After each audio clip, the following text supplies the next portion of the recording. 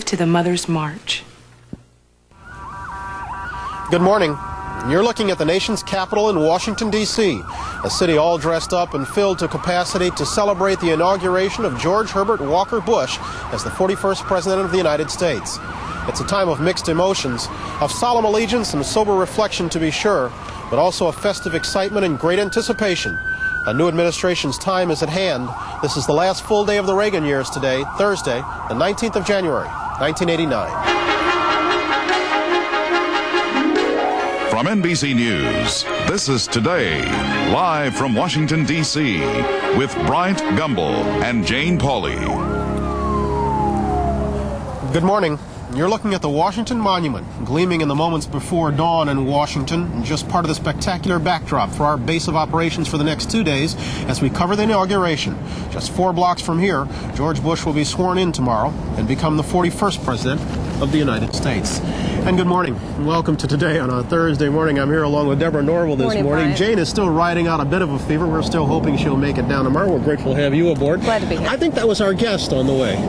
I think that was future Vice President. I do believe so. He arrives quietly, doesn't he? I was about to do this in a different kind of order and say at the back end that Dan Quayle would join us in about 9 minutes, but that was his arrival, and yes, he will be here in about 9 minutes. We'll be talking with him. Before we get to all of that, though, we'll be catching up to John Palmer. He'll bring us up to speed on the news, and I should note that we're coming to you from the roof of the Department of Labor, just across the street from Constitution Avenue. They've got all our festivities set for tomorrow. Yeah. One group that George Bush will be working with a great deal over the next 4 years, the people at Congress. Will theirs be a kinder, gentler relationship? We'll talk with the Speaker of the House, Jim Wright, about the budget negotiations and other matters that they'll be dealing with. And we'll try to get a sense of what sort of man George Bush is. And perhaps some people who grow up with him would know something about that. Mr. Bush's sister Nancy and his brother William will be here. And we'll get a look at the Washington that tourists don't see. There's a lot more to the city than just monuments. So much for rehearsals. We should have done it with the sirens earlier. We'll also be taking a check of preview of Super Bowl 23. We'll go to Miami for that. First, let's go crosstown to our bureau, where John Palmer has made a road trip and catches us up on the news. Good morning, John. We're in Washington. Another busy day of pre-inaugural events is planned on this day before George Bush takes the oath of office as the 41st President of the United States. NBC News correspondent Jim Miklashevsky is standing by over at the White House with a report. Morning, Jim. Good morning, John. The inauguration celebration continues today, and tonight a big bash called the Inauguration Gala. But even as George Bush basks in the festivities, some are beginning to wonder just what it is he intends to do with the presidency when he steps into it tomorrow. George Bush was beaming. Wife Barbara was radiant. And at the Lincoln Memorial, 1,000 tiny flashlights and fireworks lit the way for the incoming president. It is the ambition of my presidency to make these 1,000 points of light shine brighter than ever before. But experts say his slogan shed little light on the Bush vision. George Bush doesn't seem to have a vision, overall vision as to where government should go. He's coming into office trying to solve a few problems and to maintain existing policy. Many consider Ronald Reagan the visionary, George Bush the mechanic. Reagan set the agenda. Bush will carry it out and try to clean up the problems Reagan left behind.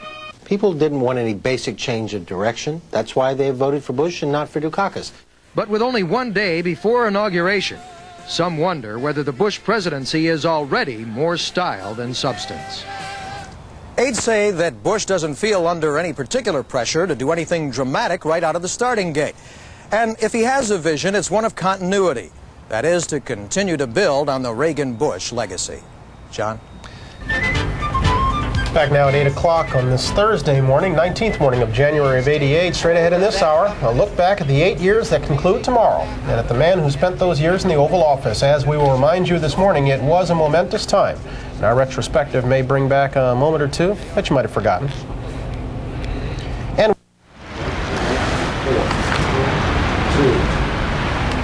with George Bush's inauguration tomorrow, we close out that chapter in U.S. history known now and forevermore as the Reagan years.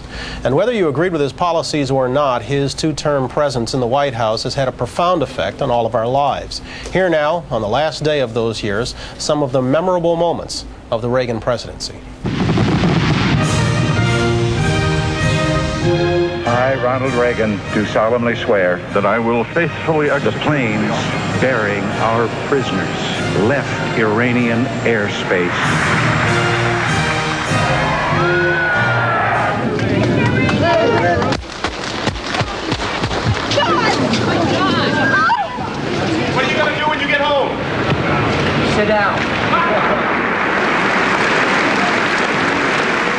It means taking hold of that government in Washington and squeezing the fat out of it and taking the regulations and restrictions off the backs of industry and business in this country. Strike! Strike! They are in violation of the law.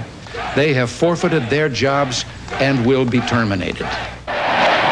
United States paratroopers have invaded Grenada. It was a Soviet-Cuban colony being readied as a major military bastion to export terror and undermine democracy. We got there just in time. Doing everything we can. Doing everything we can.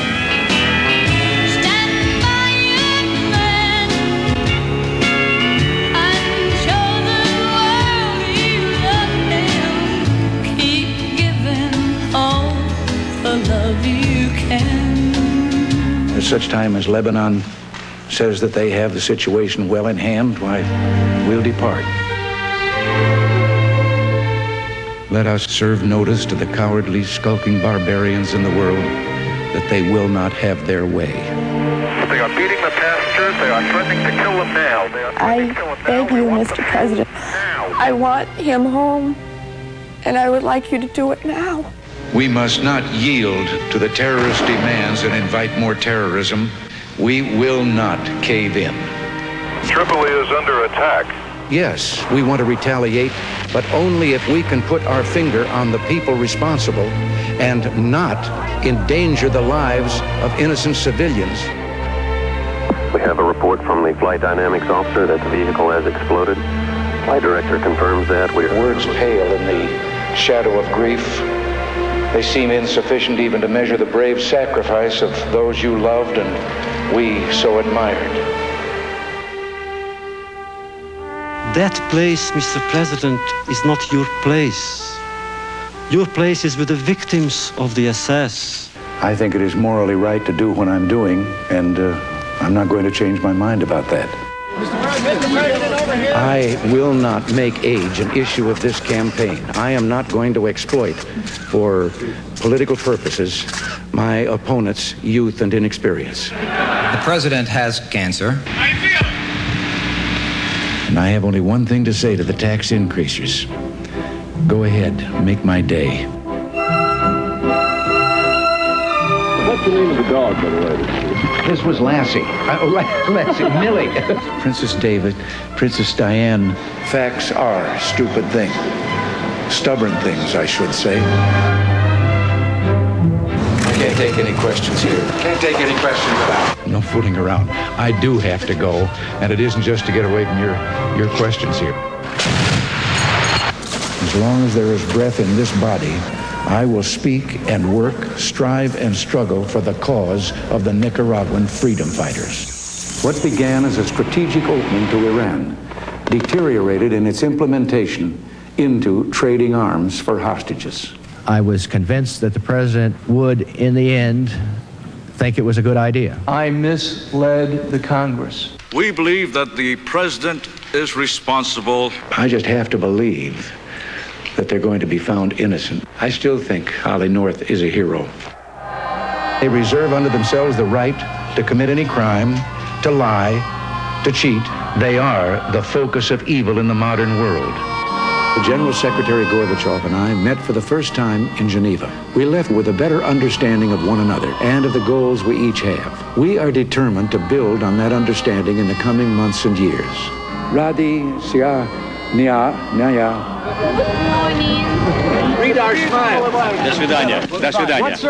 Happy trails to you till we meet again. And we're back in just a moment. Some final notes for a Thursday morning straight ahead, right after these messages.